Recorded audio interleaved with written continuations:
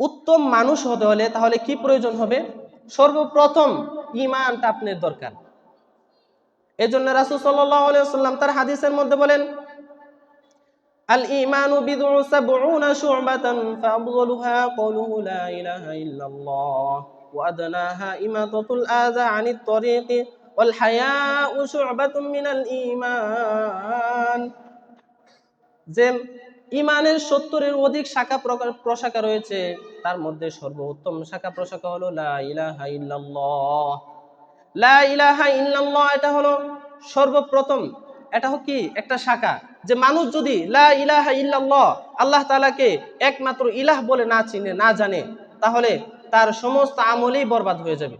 এজন্য ফুকায়ে কেরাম বলেন, যত ইহুদি খ্রিস্টান বা বিভিন্ন বিধর্মীয় যারা আছে, যারা ইসলামকে মানে না, যারা ঈমান আনে না, তারা যদি ভালো কাজও করে, তাদের নেকির পাল্লার মধ্যে কোনো নেকি লেখা হবে না।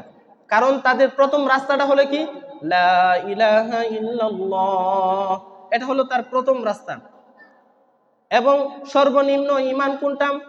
যে আপনি রাস্তার মধ্যে দেখলেন একটা ময়লা পড়ে আছে বা চলার জন্য একটা বাধা, ওইরকম কিছু একটা জিনিস দেখলেন, দেখার পরে আপনি সেই জিনিসটাকে সরায় দিলেন, সেটা হলো তো আপনার ঈমানের একটি দায়িত্ব।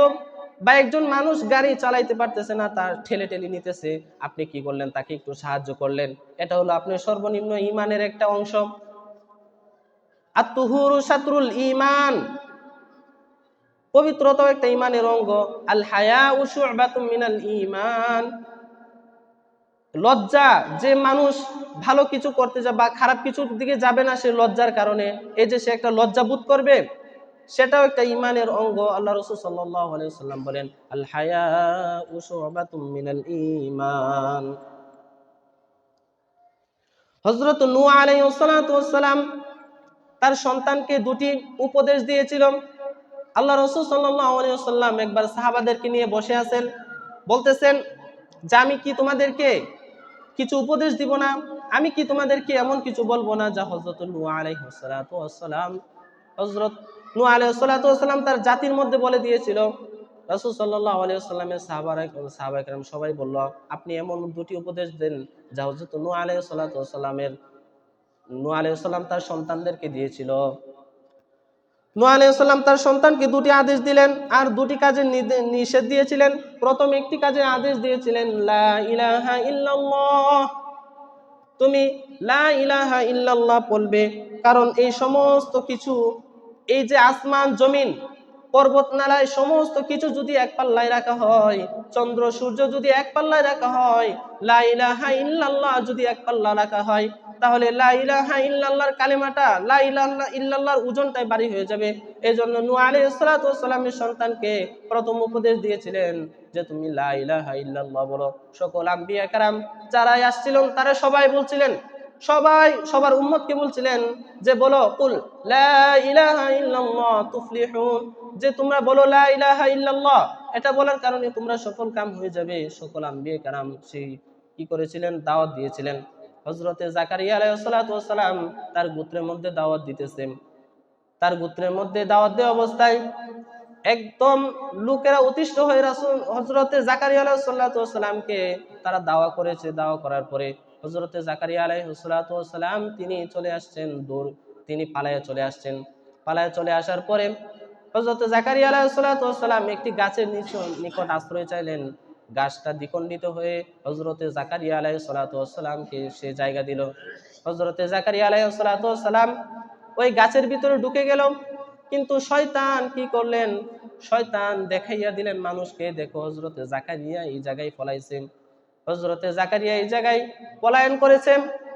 শয়তান এই এই মানুষকে জানানো দেওয়ার পরে মানুষ কি করলো? চিন্তা করলো এই গাছটাকে দ্বিখণ্ডিত করে তাহলে হযরতে জাকারিয়াকে বাহির করা যাবে। মানুষ এই চিন্তা করার পরে যখন কোরআন মাথার উপর দিয়ে লাগাইছে, হযরতে জাকারিয়া আলাইহিস সালাতু ওয়াস সালাম আল্লাহ তাআলার নিকট আশ্রয় চাইলেন, হে রব্বুল আলামিন, আমি তো অনেক বিপদে পড়ে গেছি, আমাকে আপনি সাহায্য করুন। হযরত জাকারিয়া আলাইহিস সালাতু ওয়াস সালাম এই সাহায্য চাওয়ার পরে আল্লাহ রাব্বুল আলামিন বলেন, হে জাকারিয়া, তুমি যদি গাছের নিকট সাহায্য না চাইয়া আমার নিকট সাহায্য চাইতে, আমি তোমাকে রক্ষা করতাম। আজকে তুমি এই গাছের নিকট সাহায্য চাওয়ার কারণে গাছ তোমাকে রক্ষা দিয়েছে, কিন্তু শেষ রক্ষা করতে পারে নাই। আজকে তোমাকে দ্বিখণ্ডিত করা হবে। আল্লাহ রাব্বুল আলামিন বলেন, একদম চুপ করে থাকো, যদি কোনো কথা বলো তাহলে আমি নবুয়ত চিনাইয়া নিব। হযরতে জাকারিয়া আলাইহিস সালাতু ওয়াস সালাম কোনো কথা বললেন না, একদম চুপ রইলেন। গাছকে দ্বিখণ্ডিত করা হলো, হযরতে জাকারিয়া আলাইহিস সালাতু ওয়াস সালামের শরীরটাকেও দ্বিখণ্ডিত করা হলো। যে ভাই ইমানের দাওয়াত দিতে গিয়ে, কালেমার দাওয়াত দিতে গিয়ে রাসূল করিম সাল্লাল্লাহু আলাইহি ওয়াসাল্লাম থেকে শুরু করে যত আম্বিয়া কেরাম এই জমিনের মধ্যে এসেছেন, সকল আম্বিয়া কেরামই পরীক্ষার মধ্যে নিপতিত হয়েছেন শুধু এক ইমানের দাওয়াত দেওয়ার কারণে। আর ইমান দাওয়াতটা কি? লা ইলাহা ইল্লাল্লাহ। রাসূল করিম সাল্লাল্লাহু আলাইহি ওয়াসাল্লাম বিভিন্ন আম্বিয়া কেরাম বলেছেন, বলো এই কথা যে আল্লাহ তাআলা ছাড়া কোনো ইলাহ নেই, তাহলে তুমি সফল কাম হয়ে যাবে। কিন্তু তার গোত্রীয় লোকেরা কিন্তু তাদেরকে অনুসরণ করতে পারে নাই। আল্লাহ পাক রব্বুল আলামিন আমাদেরকে আপনাদেরকে বেশি বেশি কালেমার জিকির, নফি ইসবাতের জিকির বেশি বেশি পড়ার তৌফিক দান করুক, এবং মৃত্যুর সময় যেন ঈমান নসিব হয় সেই তৌফিক আপনাকে আমাদেরকে দান করুক। সকলেই অন্তরে অন্তঃস্থল থেকে এটাই সবচেয়ে বড় দোয়া, যে মৃত্যুর সময় যেন ঈমানটা নসিব হয়। আল্লাহ রাব্বুল আলামিন আমাদের সবাইকে ঈমানের সাথে মওত দান করার তৌফিক দান করুক।